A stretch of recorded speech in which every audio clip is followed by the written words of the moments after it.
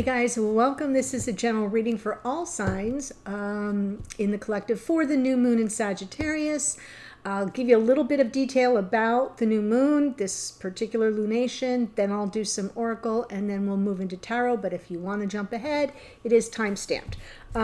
We have got this new moon in Sagittarius occurring at about 5:57 p.m. Eastern time on the 23rd. We are now in Sagittarius season as of yesterday. The sun moved into Sag, so happy and wonderful solar return for all of our Saggy suns. And we've got Mercury and Venus were already in Sagittarius. They are conjunct about 9 degrees and 10 degrees. Sun and moon will be about 1 to 2 degrees. Of Sagittarius. So find where 1 to 2 degrees of Sagittarius falls in your chart, meaning what I mean by that is what house. So it doesn't matter where the planets are, it's what's on the outside of your chart. Where is Sagittarius? What house will you find 1 or 2 degrees of Sagittarius falling in? And that will give you a clue as to what area of life may be most greatly impacted by this new moon. So Jupiter is ruling this new moon. Jupiter is the ruling planet of the sign of Sagittarius, and that is the great expander, as we like to call Jupiter. So this particular new moon is about setting intentions and planting seeds for our personal growth, our spiritual growth, our expansion, abundance and prosperity, our desires, educational pursuits for high-minded, expanded education, travel even, spirituality seeking, and obviously the cultivation of joy. Because who doesn't love a little joy, if not for the Sagittarians among us? So that's what we've got going. It's a decidedly different energy than we just came through in Scorpio Mansion, where we really dive the depths and confront our own shadow. Was not lost on me that we had that powerful eclipse season there with that last full moon with the total lunar eclipse. I don't know about you, I'm still kind of shaking in my boots from it. It really kind of hit me hard. And I even tried to do this reading yesterday, but the sun and the moon were both together in Scorpio. And I could not get off the couch. It was just like that last moment before the sun finally kicked over into Sag. And I just really felt, I hope I'm not the only one. You can join me in the comments and say, yeah, it really did a number on me. And today I feel a lot better because I do. So that means we're not alone.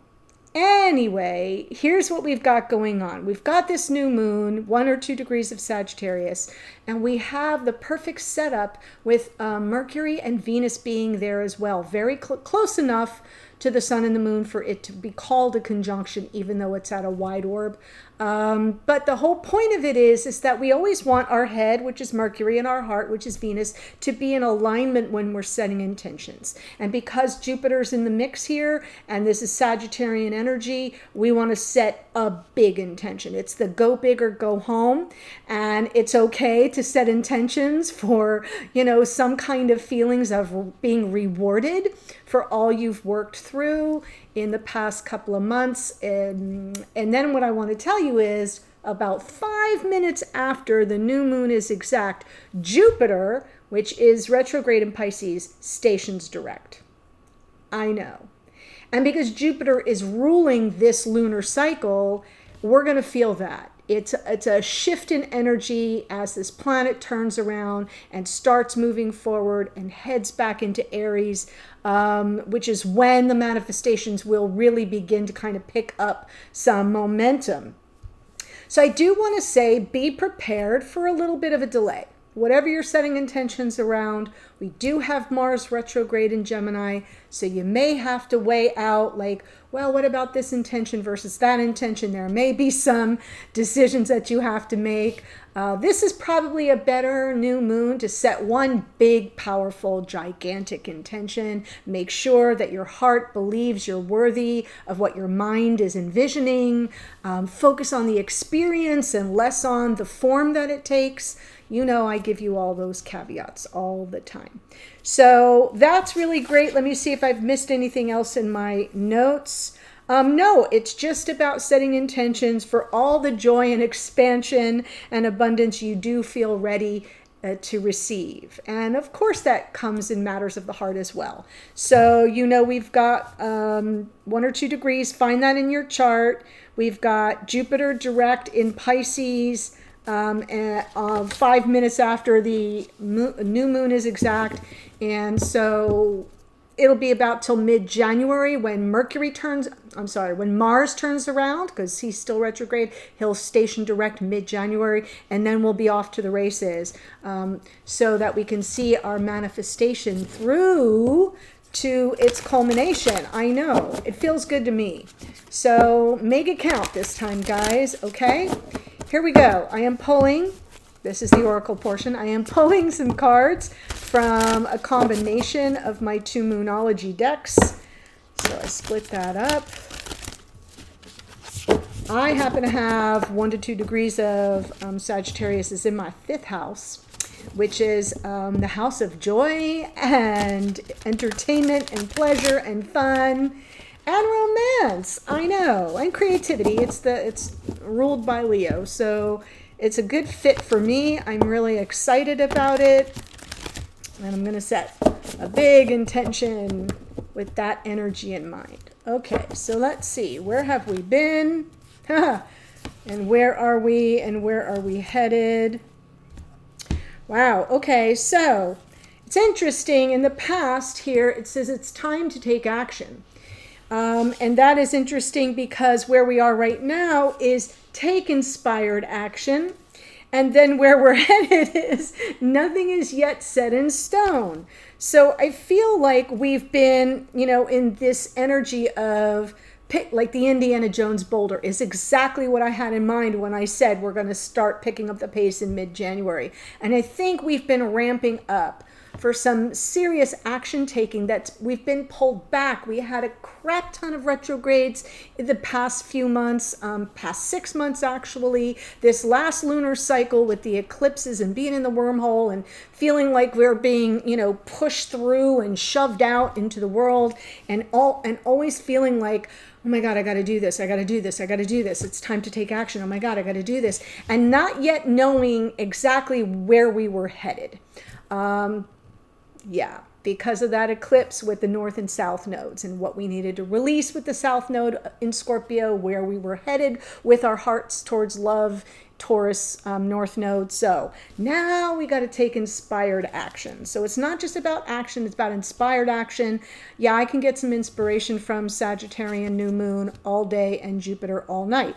Then it says nothing is yet set in stone. That is a mutable moon. Interestingly enough, Sagittarius is a mutable sign. So what does mutable mean? Well, we have cardinal, right? Of the fire signs, we have cardinal, which is the fire starter. That's Aries. We have fixed fire, which is Leo, which is like, okay, now that we've taken the action, we've got to kind of grounded in. And then we have mutable, which is Sagittarian, is the mutable fire sign, which is like, let me make some adjustments here. It's where we are flexible. So once we take inspired action, which should happen right after the new year, we got to remember nothing's set in stone. We can do a workaround if we have to. So very interesting message considering it's a mutable new moon. All right. Yeah, I feel like I've been preparing forever. I don't know about you. Like there are things that I've had in my mind as if it was something I could do the next day, and it's almost like it's been gestating forever. And now I feel like I'm getting that inspiration to take action. And I'm just going to let Mars do his thing, and I'm going to let it percolate in there. Mars retrograde in Gemini. I'm going to get clear about which direction I'm headed. And then once we get Mars in the direct in the middle of the month of January, I'm going to be head down and full steam ahead. So I hope that makes sense. Okay, here we go. Let's look at our connections. Let's look at what's coming through. Just going to do a short version of the reading. Page of Wands. Well, there it is. Take some inspired action. Page of Wands can be a harbinger of good news. It feels uplifting. It feels light. It is fire energy, but we've got this challenge here. What is that? That's the Tower. Tower is Mars. It's Aries. It's Mars energy. So yeah, there may be a delay. There may be something that feels unsustainable, especially in our connection. It could feel like somebody is not as invested, or the good news we were hoping for doesn't materialize. Underneath is the devil. Oh my gosh, this reading already. So some kind of energy around the shadow and fear. This is in the unconscious awareness. There's something we may still be fearful of. Look at this in the past. Five of Pentacles, feeling some sense of abandonment, or maybe feeling devalued in a situation. Here we go, the Wheel of Fortune. Hello, Jupiter. You are welcome to join us. This is in our conscious awareness. Jupiter's in the house. That's a card of Sagittarius. So this is about, okay, things have been a little bit dicey, and maybe there's something with this Tower that, you know, gets our attention. It doesn't always have to be something falling apart. Sometimes it's a wake-up call. It gets our attention that something is no longer sustainable. And since we have the devil, the shadow, and our fears lurking in our unconscious awareness, that is kind of bringing it to the surface. Feels very much, oh, and then we have the moon going forward. Okay, so still maybe some energy of apprehension around what's to come. So let's go ahead and take a look at this. I'm actually going to pull for the Page of Wands and the Tower together. Ace of Swords. Yeah, we're seeing clearly now. We're kind of coming out of the confusion about something. Seven of Cups. Maybe there was something that was unclear, or lots of emotional upheaval or overwhelm. Just generalized confusion, but it's landing on this Ace of Swords. So there's this awakening is what I'm feeling between the Page of Wands with the challenge of the Tower. It's like, oh, wait a minute. I'm seeing something more clearly now, that it's not sustainable and therefore needs to be released. Kind of feel like we've all been working through that to some degree throughout Scorpio season. It's been coming up as a repeating theme in a lot of the readings. The devil, in our unconscious awareness, we've got the King of Cups, the Strength card, and the Five of Cups. Wow, wow, wow.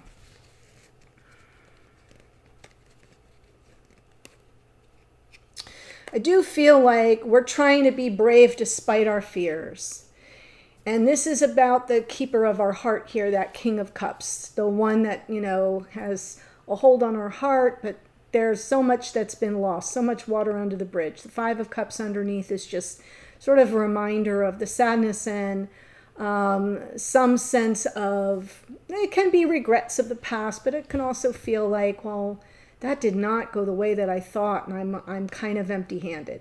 The thing about the Five of Cups, though, if you look at it, is there's this backwards facing, you know, it really is about looking at the past, and kind of, this person has their back turned to what? To the Two of Cups. It's right behind them. So it's almost like we have to force ourselves to get out of this darkness and to kind of not see the glass as half empty, but as half full. And that's why the Strength card is here. So even though this is in our unconscious awareness, guys, it's sort of like we're rising up. We're getting beyond the disappointment. We're getting beyond what we feel was lost to us. We're sort of getting the wake-up call. Five of Pentacles in the past. Definitely some energy around feeling forsaken. There's the Moon again, the Lovers, Ten of Swords.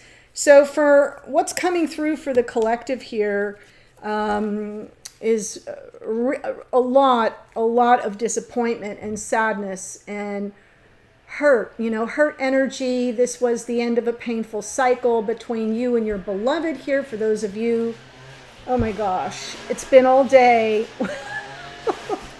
all day with the lawn guys. And this is not their day, but it is Thanksgiving in the United States tomorrow. So while he's buzzing around my unit, I'll wish you all a happy Thanksgiving. But it makes it nearly impossible because I can't hear myself. I can't channel if I've got that buzzing noise going on. Anyway, so with the Five of Pentacles in the past and the Moon, and here we have, like, you know, the Lovers is a card of choice. And I feel like somebody, you may not have known how they felt There's the moon there. And therefore, there's been this sort of weird vacuum, maybe no communication, Five of Pentacles, some ghosting perhaps, and not knowing how someone feels and not knowing if they would choose to reunite or come together, or is this the twin? Is this a karmic partner? What is going on here? It just feels like there was a lot of darkness, but underneath the Ten of Swords, whatever it was, definitely kind of left a mark and has shaken your confidence. I'm saying whoever you are watching, if you relate to this, then it's your message at this time. But now we've got the Strength card in our unconscious awareness trying to rise up and help us get over the disappointments of the past. Okay, so now we've got the Wheel in our conscious awareness. I love that. That's good energy. That's where all things are possible. That is where we get the abundance.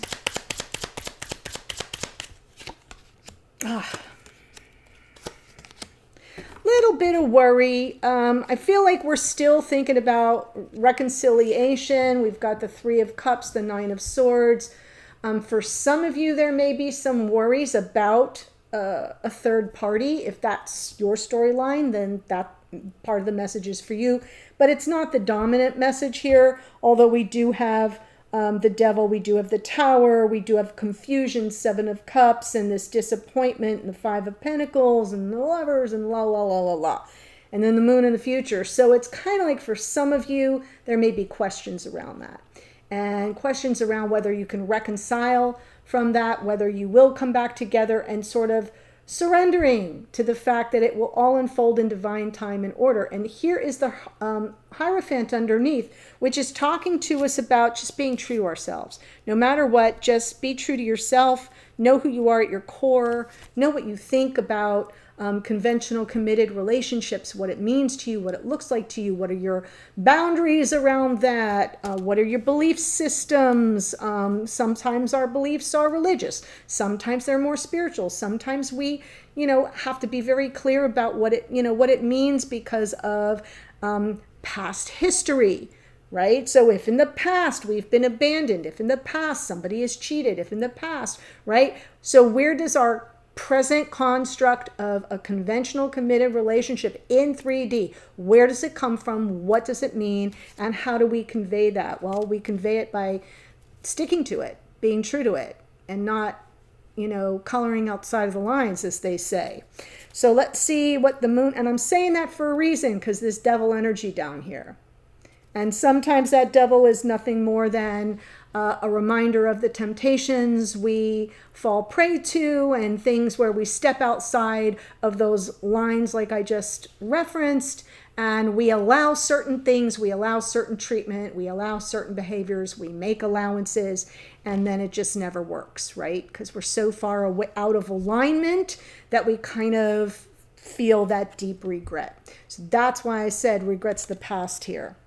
Now we've got the Moon.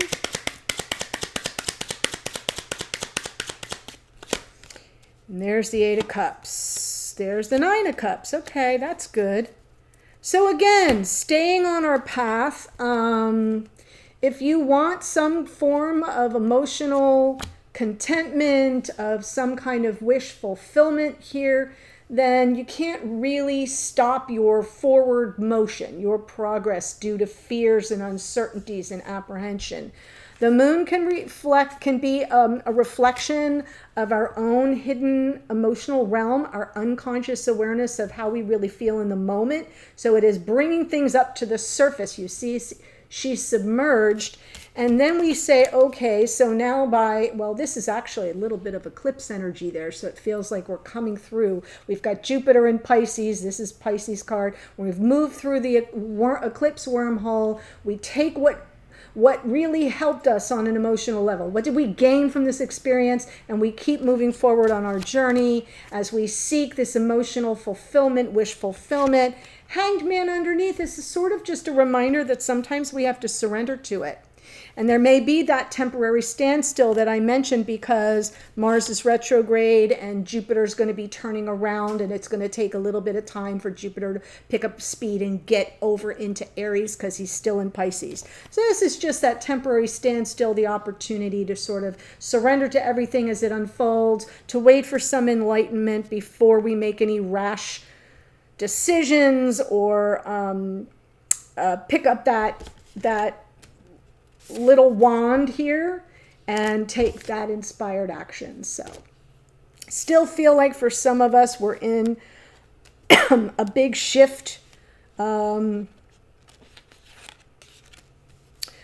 the phrase I'm looking for? We're sort of in the midst of, we've got one foot still in that whole scorpionic, deep, dark, shadowy, look at ourselves, deal with our issues, deal with our pains and our hurts and our wounds, and one step into that beautiful Sagittarian energy of optimism and expansion. And what did I learn from this deep dive? And what do I take with me? What do I leave behind? That is absolutely the energy of the Eight of Cups.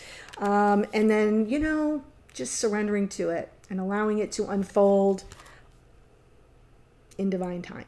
So that's what I have here. Beautiful reading, actually. I'm going to give you the astrology of it all, but what I'm going to do is in the extended, I'm going to go through all the signs, Aries through Pisces, all around the zodiac, Sun, Moon, Rising, Venus, Mercury, and Mars. I'll use all the personal planets. So if you know where your planets are placed or where those of your divine counterpart, all of those little mini spreads will be available to you. It will be time-stamped in that in the description box for it. You can copy and paste it so you can manually move your cursor to wherever it is you want to go. So unless you're in the channel membership, and then it is time-stamped in YouTube, so don't forget that. Here's who showed up. We've got the Tower is Aries, the Devil is Capricorn, King of Cups can be Cancer, Pisces, Scorpio, Strength is Leo, the Moon is Pisces, the Lovers is Gemini, the Wheel is Sagittarius, Hierophant is Taurus, the Moon is out twice, so that's Pisces, and more Pisces in the Hangman. A lot of Pisces energy, which is interesting since Jupiter is in Pisces. We've got Sagittarius here, which is the Moon is in Sag. We've got Gemini, which is where Mars is. We have Mars here, so we've got everybody sort of showing up. Yeah. Interesting reading. The link to the extended is below. All zodiac signs will be covered. I'll see you there. Bye for now. New moon blessings to all.